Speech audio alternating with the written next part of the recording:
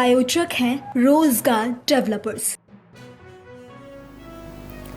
नमस्कार, स्वागत है आपका न्यूज बुलेटिन में। मैं हूं आपके साथ सुहानी बहुगुना। बुलेटिन से पहले एक नजर इस वक्त की हेडलाइंस पर। अकाली दल के निर्विरोध अध्यक्ष चुने गए सुखबीर सिंह बादल। वक्फ कानून हमने नहीं बनाया, उसका जवाब केंद्र से मांगो, मुर्शिदाबाद हिंसा पर बोली सीएम ममता बनर्जी। पश्चिम बंगाल पुलिस के डीजी राजीव कुमार ने बताया, मुर्शिदाबाद हिंसा के संबंध में 118 लोग किए गए गिरफ्तार। जम्मू कश्मीर के पुंछ और राजौरी में महसूस किए गए भूकंप के झटके। दिल्ली के आदर्श नगर में हेड कांस्टेबल पर हमला करने वाला आरोपी गिरफ्तार। हेडलाइंस के बाद चलिए अब जानते हैं खबरों को विस्तार में। खबर ओडिशा के पुरी से है, जहां केंद्रीय रेल मंत्री अश्विन वैष्णव ने पुरी श्री मंदिर पहुंचकर महाप्रभु श्री जगन्नाथ जी का दर्शन कर आशीर्वाद प्राप्त किया। उन्होंने देश के सबसे बड़े और सुंदर रेलवे स्टेशन में चल रहे नवीनीकरण कार्य का जायजा लिया और आवश्यक दिशा निर्देश भी दिए। साथियों, बहुत ही गौरव की बात है, बहुत ही हर्ष की बात है कि माननीय प्रधानमंत्री श्री नरेंद्र मोदी जी का जो स्टेशन, रेलवे स्टेशन का पुनर्निर्माण का जो सपना है, वो इस पुण्य भूमि महाप्रभु जगन्नाथ जी की इस पुण्य भूमि में एक सुंदर चरितार्थ हो रहा है। ये जो आप स्टेशन देख रहे हो, ये स्टेशन पिछले 2-2.5 साल में इतना सुंदर लेवल पे पहुंच गया है, बहुत अच्छी प्रोग्रेस है। और जो प्रधानमंत्री जी का हमेशा मार्गदर्शन रहा, विरासत भी विकास भी विरासत भी, हमारी संस्कृति को लेके, हमारी विरासत को ध्यान में रखते हुए डिजाइन बना के ये स्टेशन का निर्माण कार्य चल रहा है। बहुत अच्छी प्रोग्रेस है और बहुत जल्दी ये आगे बढ़ेगा। साथ ही साथ ये भी बताना चाहूँगा कि पुरी से कोणार्क की जो नई रेलवे लाइन बननी है, उसका लैंड एक्विजिशन का काम बहुत तेजी से आगे बढ़ रहा है। आने वाले 12 से 16 महीने के अंदर अंदर लैंड एक्विजिशन आगे बढ़ेगा, तो जल्दी वहाँ पे फिजिकल काम भी चालू हो पाएगा। धन्यवाद। आज बहुत सौभाग्य का दिन है। महाप्रभु श्री जगन्नाथ जी के बहुत सुंदर दर्शन हुए। महाप्रभु के सामने प्रार्थना रखी कि 140 करोड़ देशवासियों की और 4.5 करोड़ उड़ीसा के निवासियों का, सबका सभी स्वस्थ रहें, सुखी रहें, संपन्न रहें और ये देश इसी तरह से हमारे यशस्वी प्रधानमंत्री श्री नरेंद्र मोदी जी के नेतृत्व में आगे बढ़ता रहे। आज उड़ीसा के लिए बहुत सौभाग्य का दिन भी है कि आज आयुष्मान योजना हमारे सभी उड़ीसा के निवासियों की सेवा में लगी। प्रधानमंत्री श्री नरेंद्र मोदी जी का जो जन जन की सेवा का जो अभियान है, उसमें सभी जुड़े, यही प्रार्थना की। अभी रेलवे स्टेशन का भी दौरा करेंगे, बहुत अच्छी प्रोग्रेस हुई है रेलवे स्टेशन की, अभी जाके देखेंगे। और साथ ही साथ जो पुरी से कोणार्क नई रेलवे लाइन बननी है, उसका भी डिटेल रिव्यू किया है। लैंड एक्विजिशन बहुत एडवांस स्टेज में है। अभी जैसा जनरल मैनेजर साहब बता रहे थे कि अगले 12 से 16 महीने के अंदर अंदर लैंड एक्विजिशन भी आगे बढ़ के प्रोजेक्ट का कंस्ट्रक्शन आगे चालू हो जाएगा। और उत्तर प्रदेश के अलीगढ़ से इस वक्त की बड़ी खबर सामने आ रही है, जहां अखिल भारतीय सेना के सैकड़ों कार्यकर्ता आगरा के लिए रवाना हो चुके हैं। अखिल भारतीय करणी सेवा के सैकड़ों कार्यकर्ता आगरा के लिए निकल चुके हैं। आगरा में करणी सेना का रक्त स्वाभिमान सम्मेलन होने वाला है। राणा सांगा के सम्मान में आयोजित ये रक्त स्वाभिमान आयोजन किया जा रहा है। करणी सेना के प्रदेश अध्यक्ष ज्ञानेंद्र चौहान के नेतृत्व में कार्यकर्ता आगरा के लिए रवाना हो चुके हैं। साथ ही सभा के राज्यसभा सांसद रामजी लाल सुमन ने राणा सांगा को लेकर जो विवादित बयान दिया था, उसको लेकर ही प्रदर्शन किया जा रहा है।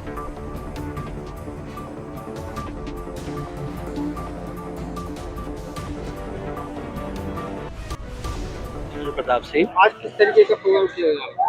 आज हमारे पूर्वज राणा सांगा जी की जन्म जयंती के उपलक्ष्य में गढ़ी रामी कुबेरपुर आगरा में रक्त स्वाभिमान सम्मेलन में हम सभी लोग भाई माननीय ब्लॉक प्रमुख अकराबाद ठाकुर राहुल सिंह जी के नेतृत्व में जयंती बनाने के लिए सभी भाई जा रहे हैं। कितने लोग जा रहे हैं?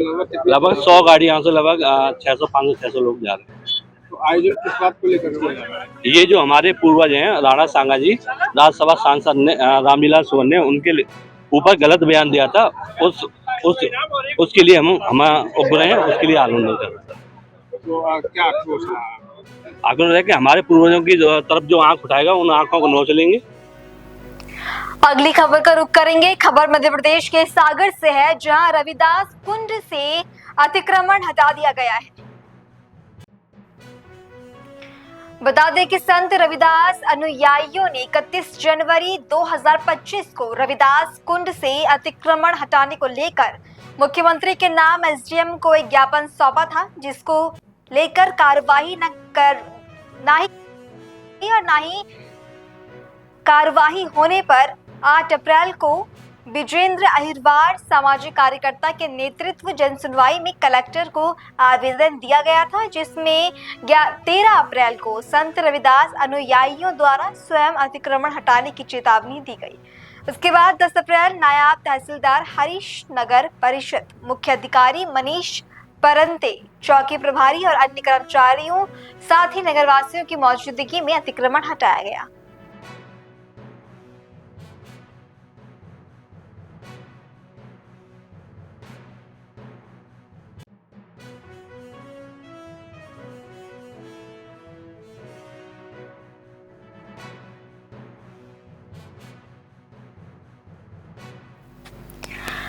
खबर उत्तर प्रदेश के लखीमपुर खीरी से, जहां मितौली विकास खंड में हनुमान जयंती पदयात्रा का आयोजन किया गया। मितौली कस्बे में धूमधाम से आयोजित की गई बीजेपी प्रदेश प्रवक्ता पूर्व राज्यसभा सांसद जुगल किशोरी ने की अगुवाई। विधि विधान से हनुमान जी की पूजा अर्चना की गई। बता दें कि पदयात्रा में हजारों की संख्या में भक्त शामिल रहे।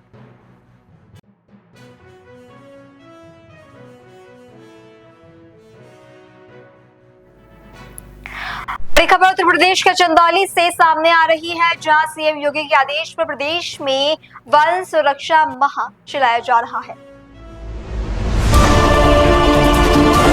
लेकिन सीएम के आदेश के उलट प्रतिबंधित वन भूमि में रोड बनाई जा रही है। रोड पर गिट्टी डालते डंपर ट्रक को कार्रवाई रेंज कार में लाया गया।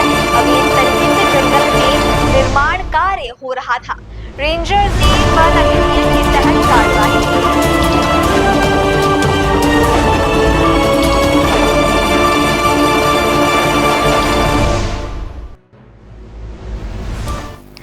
खबर उत्तर प्रदेश के चंदौली से, जहां एसडीएम और सीईओ के नेतृत्व में अवैध शराब गोदाम पर छापेमारी की गई।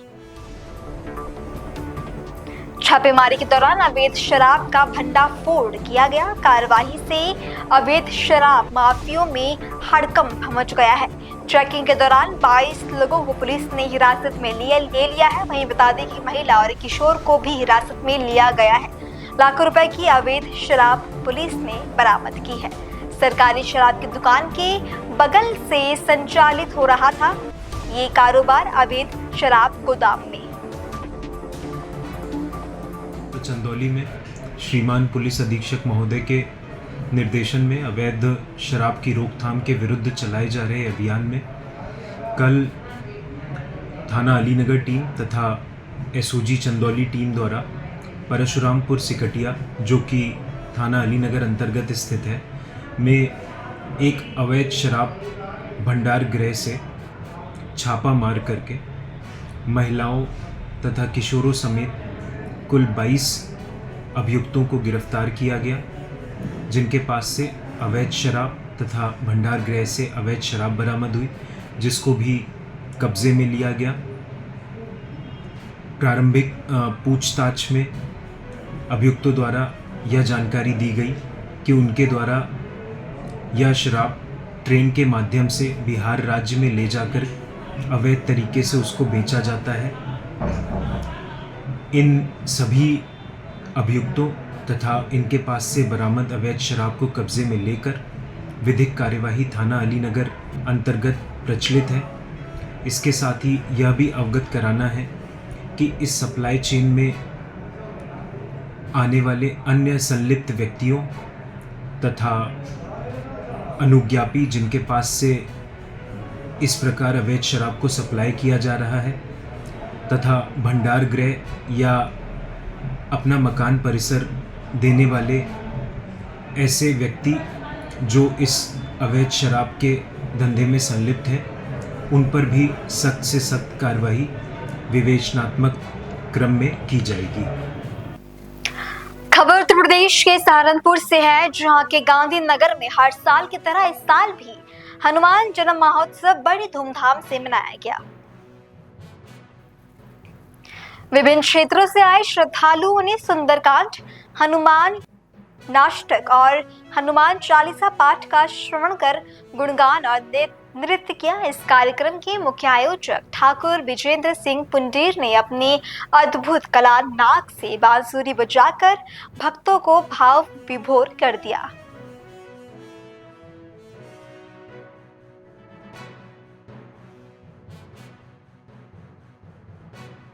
आज पूरे देश के अंदर जो है हनुमान जयंती बड़ी धूमधाम तरीके से मनाया जा रहा है, क्या कुछ कार्यक्रम आपने आज आयोजन किया? ऐसा है जी, ये सनातन धर्म की पद्धति के अनुसार प्रत्येक वर्ष हनुमान जी के जन्मोत्सव पर एक आयोजन, क्योंकि हनुमान जी को सृष्टि में राम नाम सबसे प्यारा है और तुलसा के पत्ता का भोग से प्यारा मेरे बाबा को कुछ नहीं है। तो यहाँ ये नियम बना रखा है कि प्रत्येक वर्ष बाबा के जन्मदिन के अवसर पर एक सुंदरकांड का आयोजन होता है, हनुमान चालीसा का आयोजन होता है, हनुमान अष्टक बजरंग बाण का आयोजन होता है। तो सुंदरकांड में पब्लिक को निमंत्रण दिया जाता है, जिसकी इच्छा होती है, जाकी हुई भावना जैसी प्रभु मूर्ति देखी थी, लोग आते हैं, आराम से सुंदरकांड का भजन कीर्तन सुनकर प्रसाद ग्रहण करते हैं। भंडारा प्रत्येक वर्ष होता है। तो पिछले 30 वर्ष से हमारे यहाँ चल रहा है। तभी से आपने देखा है कि अखंड ज्योत भी हमारे घर पर हनुमान जी की उनको चूल्हा चढ़ा जाता है। बालाजी, आजकल के युवाओं को क्या संदेश देना चाहेंगे? जो आजकल का युवा है खासतौर से पाश्चात्य संस्कृति अपनाता जा रहा है। आजकल के युवाओं के लिए सबसे पहला संदेश तो यही है कि माँ बाप से बड़ा गुरु सृष्टि में कोई नहीं है और अपने धर्म से बड़ी कोई संस्था नहीं है। अपने माँ बाप की सेवा करें और अपने देवी देवताओं और सनातन धर्म की पद्धति के बारे में हमें जानकारी होनी चाहिए। हम अपने सनातन धर्म की पद्धति को छोड़कर लोगों के पीछे भागते हैं, पाश्चात्य संस्कृति के पीछे भागते हैं, कोई पिक्चरों के पीछे भाग रहा, कोई ड्रामों के पीछे भाग रहा। लेकिन सबसे पहली प्राथमिकता यही होनी चाहिए कि अपने माँ बाप की सेवा करो, अपने धर्म का अनुकरण करो, ताकि सनातन धर्म का प्रचंड संसार में लहरा सके। संस्कार परिवार से मिलते हैं, सरकार से नहीं मिलते।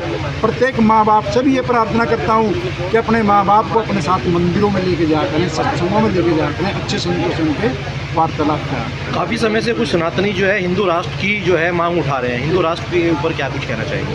देखो, हिंदू राष्ट्र तो ये था, ये शुरू में देखो इसका नाम ही हिंदुस्तान था और था भी शुरू में हिंदू राष्ट्र ही है।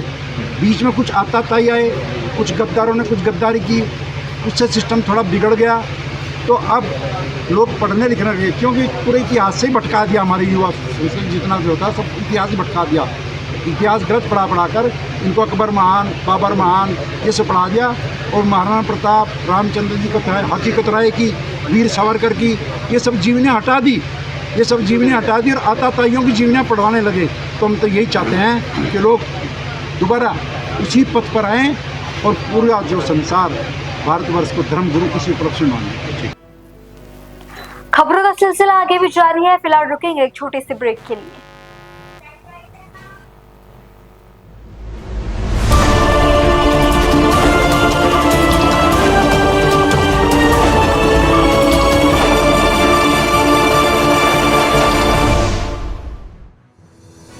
रोजगार डेवलपर्स, a unit of रोजगार डेवलपर्स एंड प्राइवेट लिमिटेड। घर वहीं जहां हो आपका भरोसा। पिछले 15 सालों से आपके सपनों का घर हमारी प्रतिबद्धता। रोजगार डेवलपर्स का पता है शिमला बाईपास रोड, गणेशपुर, देहरादून। रोजगार डेवलपर्स से संपर्क करने के लिए अभी डायल कीजिए 9897054026 पर या 8433207910 पर।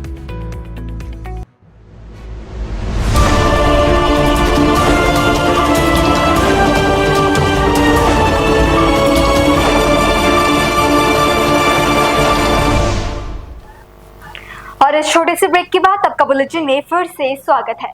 मुख्यमंत्री पुष्कर सिंह धामी ने आज देहरादून मुख्य सेवक सदन में आयोजित धन्यवाद समारोह में प्रतिभाग किया। इस अवसर पर सीएम धामी ने उपनल कर्मियों को धन्यवाद अर्पित करते हुए कहा कि इस अभिनंदन के हकदार प्रदेश की 1.25 करोड़ जनता भी है, जिन्होंने प्रदेश की सेवा करने का उन्हें अवसर दिया। उत्साह से और अपनेपन से मेरा और गणेश जोशी जी का स्वागत किया है, इसके लिए मैं आप सभी का बहुत आभार व्यक्त करता हूँ। परंतु यदि मैं हृदय से कहूँ तो इस अभिनंदन का हकदार अकेला मैं नहीं हूँ, बल्कि प्रदेश की 1.25 करोड़ जनता है, जिन्होंने 2022 में आम चुनाव में एक मिथक जो हर 5 साल में सरकार बदलने का था, वो मिथक तोड़ा। एक परिपाटी थी सरकार बदलने की, वो परिपाटी बदली और एक नया इतिहास बना दिया। हमको दोबारा से सेवा करने का अवसर दिया। पिछले कई वर्षों से उपनल के कर्मचारी अधिकारी पूरी निष्ठा से काम करते हुए अपनी जिम्मेदारियों का बखूबी रूप से निर्वहन कर रहे हैं और कोविड महामारी जैसी कठिन समय में भी, चुनौतीपूर्ण समय में भी उपनल के कर्मचारियों ने जिस निस्वार्थ भाव से प्रदेशवासियों की सेवा की, उसकी जितनी सराहना की जाए उतनी कम है। लेकिन ये राज्य का दुर्भाग्य रहा कि पूर्व में भी उपनल कर्मचारियों के नियमितीकरण हेतु कोई गंभीर पहल नहीं की गई। इसका परिणाम रहा कि उपनल के हमारी भाई बहन लंबे समय से नियमितीकरण का इंतजार करते रहे। और मुझे भी याद है, मैं जब विधायक के रूप में था, आप सब लोगों के बीच में, आप सबके बीच में आया, आप सबकी बात को आगे बढ़ाने का भी प्रयास किया। और जैसे ही मैं बना तो आप लोगों ने वो मेरा पत्र भी खूब डाला।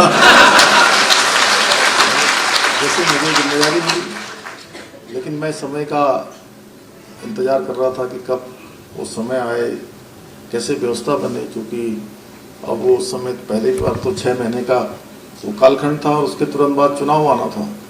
लेकिन बहुत दिनों से मन में जरूर रहता था कि भाई हमारे राज्य के इतने लोग काम कर रहे हैं, 22,000 लोग काम कर रहे हैं, आखिर इनके भविष्य का क्या होगा, कोई ना कोई इनके लिए काम होना चाहिए। और धीरे धीरे आप देख रहे होंगे, अब समय बदल चुका है। अब हमारे प्रधानमंत्री आदरणीय मोदी जी के नेतृत्व में राष्ट्र भावना, प्रथम राष्ट्र लोगों की सेवा, इस भावना से आज भारतीय जनता पार्टी की सरकार काम कर रही है। आप सभी इस बात के साक्षी हैं कि हम जो भी कहते हैं, आप सबकी शुभकामनाओं से, उत्तराखंड के हमारे सभी देवी देवताओं की कृपा से, यहाँ के जनमानस के आशीर्वाद से हम जो कहते हैं उसको पूरा करके ही हम दम लेते हैं। चाहे सरकारी नौकरियों में 30% का हमारी मातृशक्ति के लिए आरक्षण हो, राज्य आंदोलनकारियों को 10% का क्षैतिज आरक्षण देना हो, समान नागरिक संहिता का कानून लागू करना हो, या जो वचन हमने दिया था कि प्रदेश में हम एक सशक्त भू कानून लाना हो।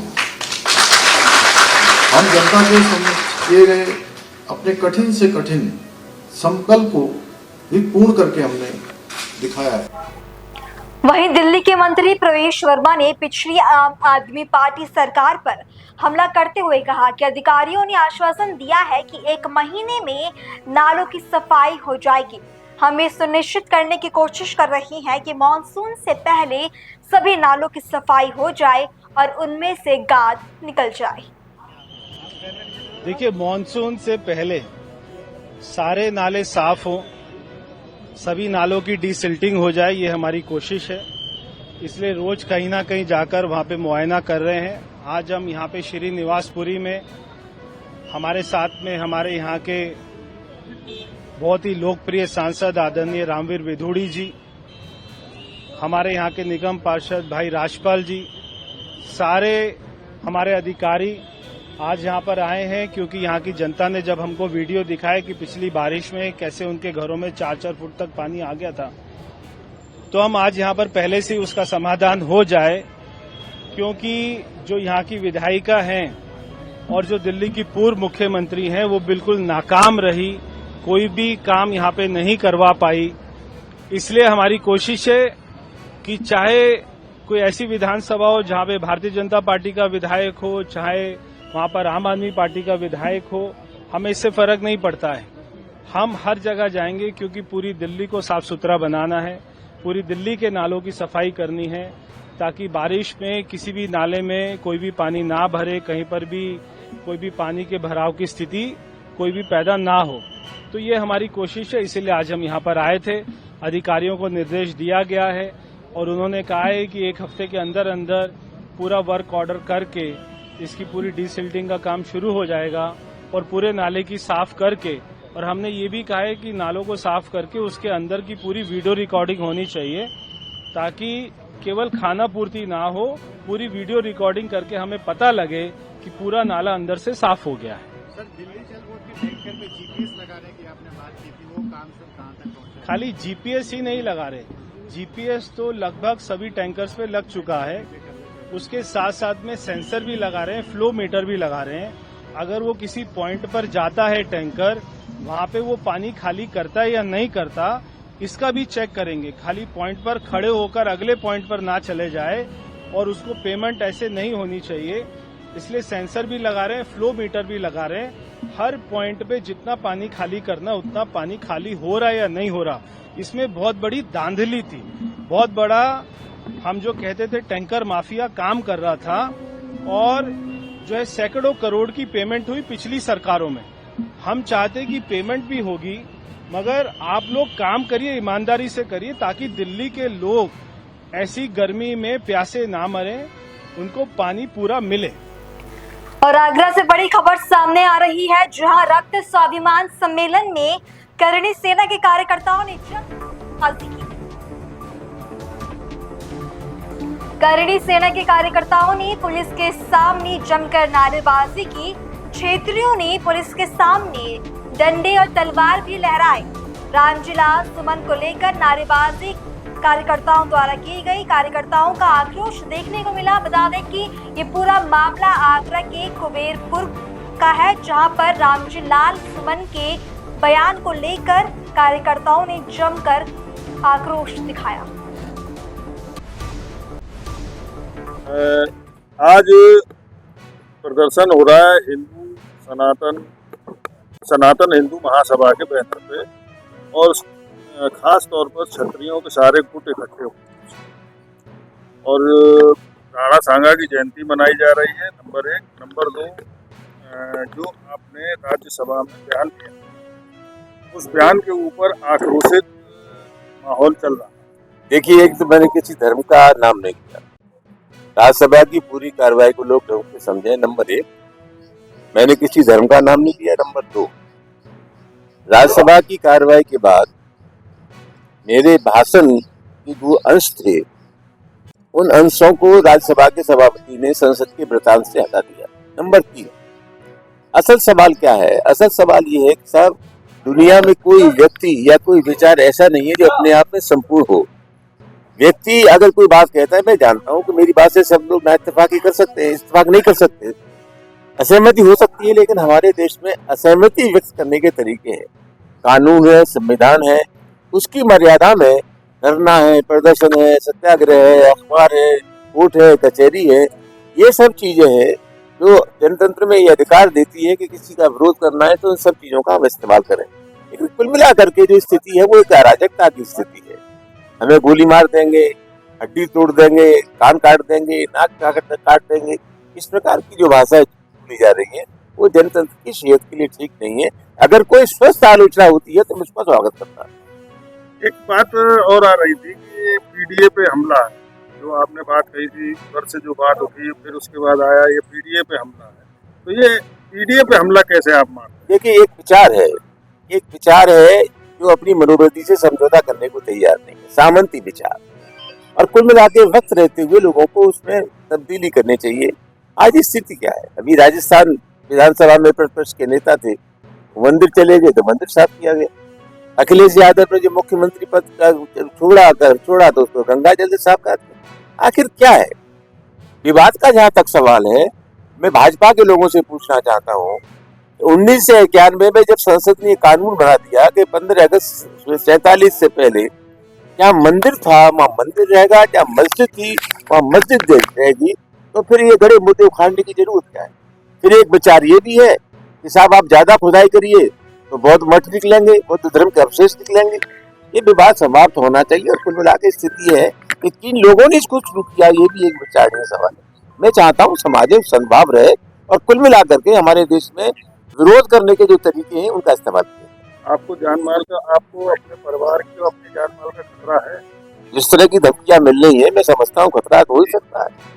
जिस तरह की धमकियां मिल रही है, हमें मार देंगे, 50 लाख रुपए इनाम देंगे, कोई गोली मार दे वरना हम खुद ही गोली मार देंगे, कोई जीव काट रहा है, तो ये सब तरह की धमकियां मिल रही है, मैं समझता हूँ उसके चलते सुरक्षा की आवश्यकता है। आप हाईकोर्ट क्यों? ऐसा है, जैसी ये घटना हुई तो सबसे बड़ा सवाल ये था कि उपराष्ट्रपति राज्यसभा के सभापति होते, वो सभा का संचालन करते हैं और हमारे संरक्षक भी हैं। मैंने उपराष्ट्रपति जी से विनम्र आग्रह किया किस तरह की धमकियां मिल रही है, और मैंने डीजीपी, होम सेक्रेटरी, इन सब चीजों को जहाँ जहाँ सुरक्षा से मिल सकती थी, हमने सब जगह विनम्र आग्रह किया कि सुरक्षा का इंतजाम किया जाना चाहिए। कोई सिरफरा कोई भी घटना कर सकता है, जब वहाँ सुरक्षा व्यवस्था सुरक्षित नहीं हुई तो हमने हाईकोर्ट का दरवाजा खटखटाया। अच्छा, एक चीज बताया, आपने कभी सुरक्षा नहीं रखी अच्छी तरह से। हमें याद है कि चुनाव भी होते थे, सरकारी 2 पुलिस वाले आपको मिलते थे, आप छोड़ के चले जाते। आज आप सुरक्षा की छावनी में है, पुलिस की छावनी, तब में और अब में क्या अंतर लगा? मुझसे क्यों पूछ रही हो? छावनी में हूँ, पुलिस ने किया, मैंने तो किया नहीं। बेहतर ही होता, बेहतर तो क्या उसमें पुलिस को निश्चित जानकारी है कि मेरे ऊपर जानलेवा हमला हो सकता है, इसलिए जो हमला आपको दिखाई दे रहा है उनके पास खुफिया तंत्र है, उसी लिहाज से सुरक्षा का इंतजाम किया गया है। ये मैंने सुरक्षा का इंतजाम नहीं किया है, प्रशासन ने किया। धन्यवाद। ये तो मैंने यहाँ पुलिस का बंदोबस्त देखा और ये बैरिकेडिंग देखी, मैं यहाँ उतरा कि भाई हमें परमिशन मिली हुई है, स्वीकृति मिली हुई है, तो हमारे जो कार्यकर्ता है उन्हें रोके नहीं, उन्हें आने दे, ये कहने के लिए हम यहाँ उतरे। क्योंकि जिस तरह से प्रशासन बैरिकेडिंग लगा रहा है तो रोकने की कार्रवाई न करे, क्योंकि स्वीकृति मिली हुई है। तो हमने भी बात हो गई है, इनसे चर्चा हो गई है, प्रशासन ने हमको आश्वासन दिया कि रोकेंगे नहीं, और हम भी आपको आश्वासन देते हैं कि अनुशासन में इस आयोजन को करेंगे। अरे साहब, लाखों पहुंचेंगे, अभी और पहुंच जाएंगे, अनगिनत पहुंचेंगे, पहुंचे साहब, आइए। फिलहाल बुलेटिन में इतना ही। देश और दुनिया की बाकी तमाम खबरों के लिए आप देखते रहें पल्स 24 न्यूज। नमस्कार। इस प्रोग्राम के प्रायोजक थे रोजगार डेवलपर्स।